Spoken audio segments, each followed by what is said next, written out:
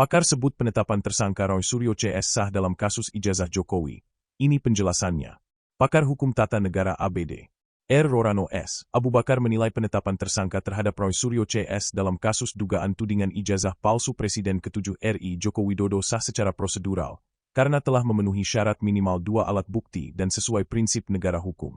Sebanyak 8 orang ditetapkan sebagai tersangka dalam kasus dugaan penyebaran isu ijazah palsu Presiden ke-7 RI Joko Widodo. Mereka ditetapkan oleh Polda Metro Jaya pada November 2025 setelah penyidik menyatakan adanya bukti permulaan yang cukup. Mereka yaitu Roy Suryo, mantan Menteri Pemuda dan Olahraga sekaligus pakar telematika; Rismon Hasiholan Sianipar, ahli forensik digital; Tifauzia Tiasuma, dokter sekaligus aktivis. Selain mereka, ada 5 tersangka lain dalam klaster pertama: Egy Sujana, Kurnia Tri Rohyani, Damai Hari Lubis, Rustam Effendi, dan Muhammad Rizal Fadillah. Mereka diduga menyebarkan isu ijazah palsu Jokowi melalui pernyataan publik, media sosial, dan forum diskusi. Penyidik menyatakan penetapan tersangka didasarkan pada minimal 2 alat bukti sah, diperkuat hasil gelar perkara, pemeriksaan saksi, dan keterangan ahli. Kasus ini dikategorikan sebagai dugaan pencemaran nama baik dan penyebaran informasi bohong.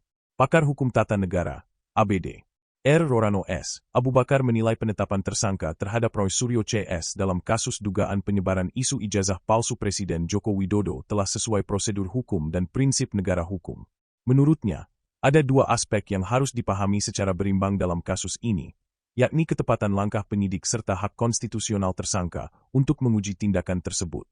Dia menjelaskan, aturan mengenai penetapan tersangka diatur jelas dalam Undang-Undang Nomor 8 Tahun 1981 tentang KUHP, khususnya Pasal 1 Angka 14.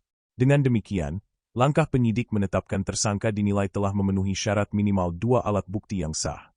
Penyidik telah menyatakan bahwa penetapan tersangka didasarkan pada minimal 2 alat bukti, diperkuat oleh hasil gelar perkara, pemeriksaan saksi, dan keterangan ahli, pidana, ITE, DSB. Ujar alumni doktoral Ilmu Hukum Universitas Jayabaya Jakarta itu.